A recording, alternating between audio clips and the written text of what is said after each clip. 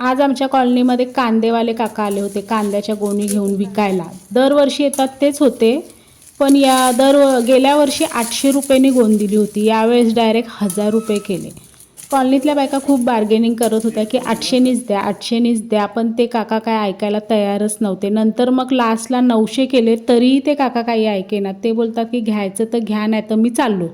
मग मी बोलली की राहू दे, द्या चला मला एक गोण, नाहीतरी मला कांदे खूप लागतात आणि असं पण पावसात मग कांदे महागच होतात. तर म्हटलं द्या. मग मी घेतल्यावर आणखीन दोघी तिघींनी पण गोणी घेतल्या.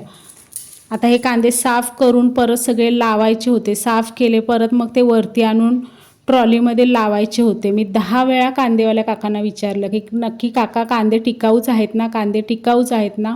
दरवर्षी हेच येतात त्याच्यामुळे फार काय डाऊटही नव्हता, पण तरीही मी विचारत होती. तर ते काका मला बोलतात की बाय, माझ्या 5 पोरी आहेत, तू माझी 6व्या पोरीसारखी आहेस, लेकीलाच मी फसवेल का. तसा एक पण कांदा खराब नाही निघाला, पण काही कांदे छोटे होते आणि काही मोठे होते आणि काही मीडियम होते, असं आहे. आता हे कांदे घेतले की जवळजवळ 10 महिने तरी बघायला नको. 10 महिने नाही बोललं तरी जवळजवळ 8 महिने तरी बघायला नको. मी मस्तपैकी व्यवस्थित 2 ट्रॉल्या घेतल्यात त्यासाठी खास. आणि मग कांदे घेतले का मग त्या ट्रॉल्यांमध्ये मी कांदे व्यवस्थित ठेवून देते.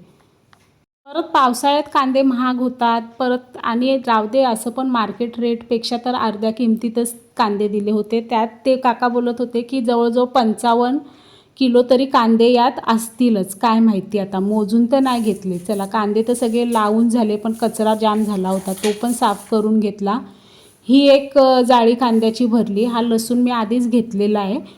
तर ही एक जाळी आणि या 2 ट्रॉल्या जाळ्या, एवढे कांदे काय माहिती 55 किलो आहेत की 50 किलो आहेत. असो, सगळे कांदे साफ करताना वर आणताना आणि परत ते लावताना दमून गेलो. चला, बाय बाय.